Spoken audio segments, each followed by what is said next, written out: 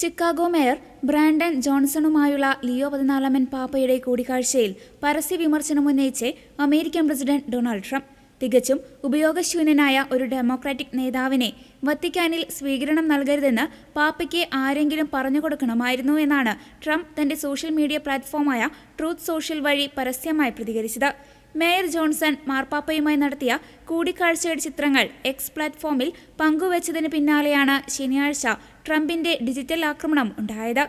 ചിക്കാഗോയുടെ പതാകയും baseball തൊപ്പിയും മാർപ്പാപ്പയ്ക്ക് Johnson സമ്മാനിക്കുന്ന ചിത്രങ്ങളാണ് പുറത്തുവന്നിരുന്നത്. ചിക്കാഗോ സ്വദേശിയായ ആദ്യത്തെ അമേരിക്കൻ മാർപ്പാപ്പയാണ് ലിയോ 14 എന്നത് ഈ കൂടിക്കാഴ്ചയുടെ മറ്റൊരു പ്രത്യേകതയായിരുന്നു. ഇറാന്റെ പക്കൽ ആണവായുധം ഉണ്ടാകുന്നത് തെറ്റല്ല എന്ന് കരുതുന്ന ഒരു മാർപ്പാപ്പയെ എനിക്ക് ആവശ്യമില്ല. അമേരിക്ക വെനിസ്വേലയെ ആക്രമിച്ചതിനെ തെറ്റായി കാണുന്ന ഒരു മാർപ്പാപ്പയെയും എനിക്ക് വേണ്ട. ഞാൻ എന്താണോ ചെയ്യാൻ തിരഞ്ഞെടുക്കപ്പെട്ടത് അത് കൃത്യമായി ചെയ്യുന്നതിനെ എന്നെ വിമർശിക്കുന്ന ഒരു മാർപ്പാപ്പയെയും എനിക്ക് ആവശ്യമില്ല എന്നും ട്രംപ് ട്രൂത്ത് സോഷ്യൽ വഴി പ്രതികരിച്ചു. അതേസമയം വാഷിംഗ്ടണിൽ നിന്നുള്ള നിരന്തരമായ വിമർശനങ്ങളോട് വത്തിക്കാനും മുൻപ് പ്രതികരിച്ചിട്ടുണ്ട്.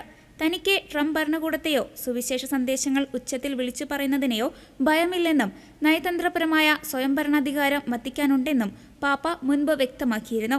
അമേരിക്കയിലെ ആഭ്യന്തര രാഷ്ട്രീയവും ആഗോളതലത്തിലെ ആണവ സുരക്ഷാ നയങ്ങളും തമ്മിൽ കൂട്ടിച്ചേർത്തുള്ള ട്രംപിന്റെ പുതിയ പരാമർശങ്ങൾ വരും ദിവസങ്ങളിൽ വത്തിക്കാനും യുഎസും തമ്മിലുള്ള ബന്ധത്തിൽ കൂടുതൽ അസ്വാരസ്യങ്ങൾക്ക് കാരണമായേക്കും.